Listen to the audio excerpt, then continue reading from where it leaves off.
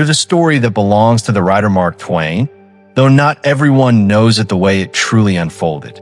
On November 30th, 1835, in a small Missouri town, Samuel Clemens was born into the world.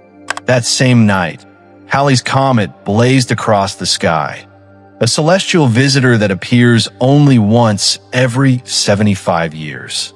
The baby boy had no way of knowing, but he had arrived with a cosmic companion. 74 years later, in 1909, that boy, now the most celebrated humorist in America, was nearing the end of his life. His health was failing. He had buried his wife, his son, 2 of his daughters. He had written masterpieces. He had traveled the world, and he made a strange prediction. "I came in with Halley's Comet in 1835, he told his biographer. "It is coming again next year, and I expect to go out with it. It will be the greatest disappointment of my life if I don't go out with Halley's Comet. The Almighty has said, no doubt.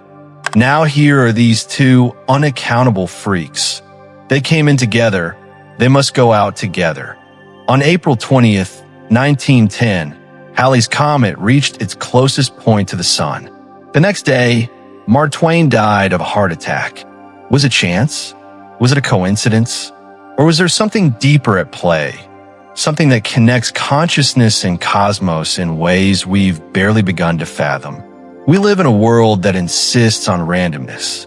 We're told that events are scattered, that timing is arbitrary, that meaning is something we project onto chaos. But there are moments, quiet, undeniable moments, when the world stops pretending. When a name you were thinking of appears on a passing truck. When a song you needed to hear plays the moment you turn on the radio. When a conversation you overhear answers the exact question you were silently asking. These are not coincidences. They are reflections. The world, it seems, is not indifferent. It is responsive. And if we learn to see it clearly, we begin to realize that reality is not a fixed stage we walk across. It is a living mirror, reflecting back the shape of our inner world. The poet Rumi once wrote, "What you seek is seeking you." But we might say it differently now. What you're becoming is already arranging itself around you. There's a term for this. The psychologist Carl Jung called it synchronicity, a meaningful coincidence, an event that carries significance beyond probability, beyond explanation. He spent decades studying it, not as superstition, but as evidence of something profound, that consciousness and reality are not separate, that the boundary between inner and outer is far more porous than we've been taught. Jung observed patients who would dream of symbols, animals, objects, archetypes, only to encounter those very symbols in waking life the next day. He watched as moments of deep psychological transformation were accompanied by inexplicable external events. A woman dreaming of a golden scarab beetle, and at that very moment, a rare scarab tapping at the window. A man on the verge of a life decision, and the sudden appearance of an old letter that clarified everything. These are not random. They were orchestrated, not by fate, but by something deeper, by the intelligence that moves through all things when we align with it. Quantum physics has given us language for this now. The observer effect shows us that reality is not solid until it is observed, that particles exist in states of potential until consciousness collapses them into form. The double-slit experiment revealed that the act of measurement changes the outcome, not because we interfere mechanically, but because awareness itself participates in creation. What does this mean? It means that reality is not happening to you. It is happening with you. It is shaped moment by moment by the frequency of your attention, the quality of your inner state, the resonance between what you believe and what you become. Synchronicity is the visible proof of this. It is the moment when the inner world bleeds through into the outer, when thought becomes event, when intention manifests as opportunity. When a universe stops being a cold mechanism and reveals itself as a conversation. But not all synchronicities are the same. They speak in different dialects. They arrive with different purposes. And learning to distinguish between them is like learning to read the weather, not to control it, but to move with it intelligently. There are synchronicities that arrive as whispers of caution. These are the moments when everything conspires to slow you down. You miss the train. Your phone dies. The appointment is canceled. You feel frustrated, but later, sometimes much later, you realize you're being redirected. The job you didn't get led you to the one that fit. The relationship that fell apart made space for the one that healed you. These are not obstacles. They are course corrections.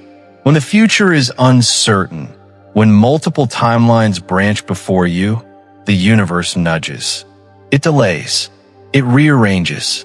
Not to punish, but to protect.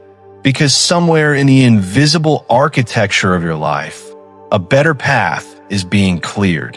Then there are synchronicities that feel like affirmation. You take a risk. You make a choice that terrifies you. You step towards something your soul has been whispering about for years. And suddenly the world responds. A stranger says exactly what you needed to hear. A symbol appears, a feather, a number, a song that confirms you're aligned. You feel in your chest, yes, this is right. These moments are not coincidences. They are resonance. When you move in harmony with your deeper self, reality resonates back. It reflects your alignment. It shows you that you're not alone in this, that the path you've chosen is already being walked by something larger than you, a current, a flow, an intelligence that knows where you're going before you do. Some synchronicities arrive as symbols, repeating numbers, a phrase that follows you through the day, a dream that feels more real than waking life. These are the language of the unconscious breaking through. Jung called this the collective unconscious, a layer of mind that all humans share, a reservoir of archetypes and images that speak in metaphor, in myth, in symbol. When you see the same symbol again and again, it's not the universe being cryptic. It's your psyche trying to communicate with you in the only language it knows. The symbol is a bridge, a message encoded, and if you pause, if you reflect, if you ask what it means to you, not to anyone else, but to you, it will reveal itself. There are synchronicities born of manifestation. You think of someone and they call. You need something and it appears. You set an intention and the world rearranges to meet it. This is not magic. This is alignment. When your inner state is clear, when your desire is not tangled with doubt or fear, your consciousness sends out a signal. And reality, being responsive, reflects it back. But here's where it becomes strange. The events that fulfill your desire may have been set in motion before you even had the thought. The person who left the object you needed did so hours earlier. The friend who mentions the opportunity made the call yesterday. It's as if your present intention reached backward, subtly influencing the past to align with your future need. This is not science fiction. Quantum experiments have shown retrocausality, that future events can influence past states. Time, at the quantum level, is not a line. It is a field, and consciousness, it seems, can ripple through it in ways we are only beginning to comprehend. And then there are synchronicities that feel like grace, opportunities that arrive at the exact right moment, doors that open just as you were about to turn away, meetings that seem impossible but unfold effortlessly. These are not earned.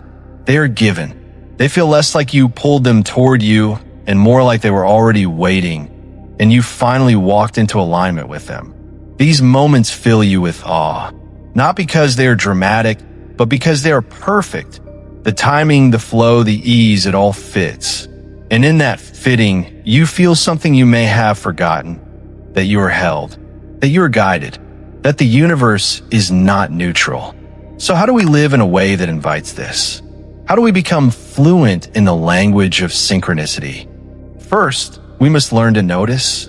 Most synchronicities are quiet. They don't announce themselves. They appear in the margins, a passing phrase, a fleeting image, a small delay. If we're distracted, if we are numb, if we move through life on autopilot, we will miss them. But if we cultivate presence, if we pay attention to the texture of our days, we begin to see the patterns, the repetitions, the strange symmetries. Keep a journal. Write down the odd moments, the coincidences that made you pause. Over time, themes will emerge. Symbols will repeat. You will begin to see that your life is not random. It is a conversation, and you've been speaking all along. Second, we must learn to feel. Synchronicity is not just intellectual. It is felt. When something resonates, your body knows. There's a quickening, a warmth, a clarity. Trust that. The mind will doubt. It will dismiss. It will call it coincidence. But the body remembers. The heart recognizes. Listen to that inner knowing. Third, we must move.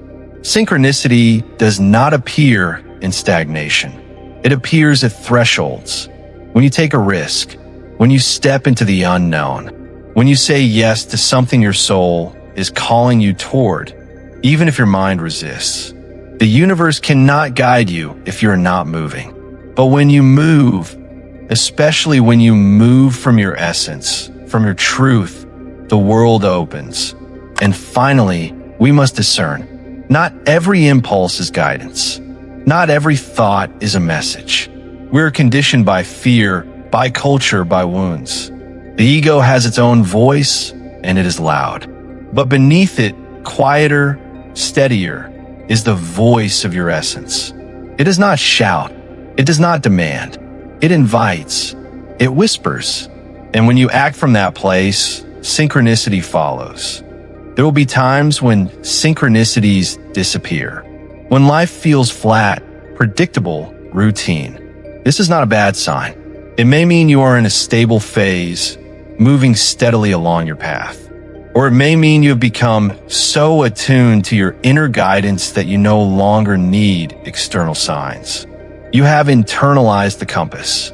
But if you feel stuck, if you feel disconnected, the fastest way back is to disrupt the pattern. Step out of your comfort zone. Go somewhere new. Try something unfamiliar. Ask a question you've been avoiding. The universe responds to movement, to curiosity, to aliveness. Synchronicity is not a trick. It is not a game.